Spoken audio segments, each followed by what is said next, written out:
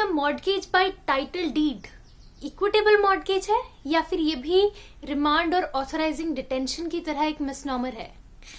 The answer is बिल्कुल एक मिसनॉमर है। क्यों? आइए जानते हैं।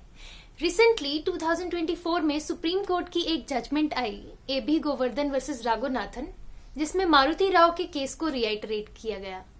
ऑनरेबल सुप्रीम कोर्ट ने ये कहा कि जब इंडिया में टीपीए नहीं था, टीपीए आने से पहले इंग्लिश लॉ प्रिवेल किया करता था।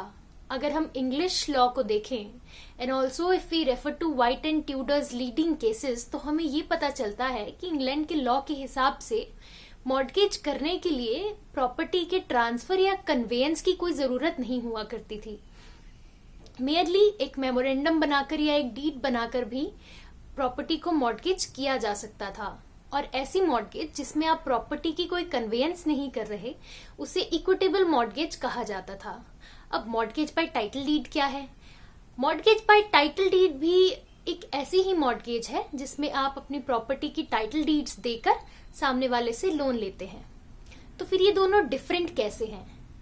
अगर हम section 58 clause F, section 96 TPA दोनों को देखें तो हमें पता चलेगा कि सेक्शन 96 कहता है कि मॉर्टगेज बाय टाइटल डीड पर भी वही सारे लॉ लगेंगे, वही सारे प्रिंसिपल्स एप्लीकेबल होंगे जो सिंपल मॉर्टगेज पर होते हैं। यानी कि 58 के एफ और 96 के कंबाइंड इफेक्ट से जो है वो मॉर्टगेज बाय टाइटल डीड अब कोई इक्विटेबल मॉर्टगेज नहीं रही। ये एक फुल फ्लेज्ड लीगल राइट को ट्रांसफर करती है।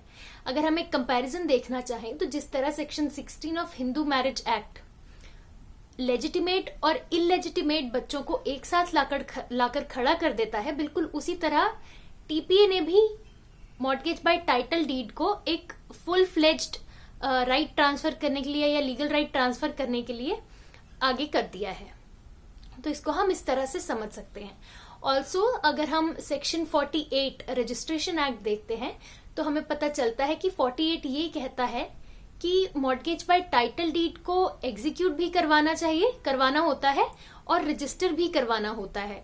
यानी कि दोनों चीजें मैंडेटरी हैं। तो यानी कि जो मॉर्टगेज बाय टाइटल डीड है उसमें कंप्लीट जो लीगल राइट है वो ट्रांसफर हो रहा है। तो यानी कि ये इक्विटेबल मॉर्टगेज नहीं है।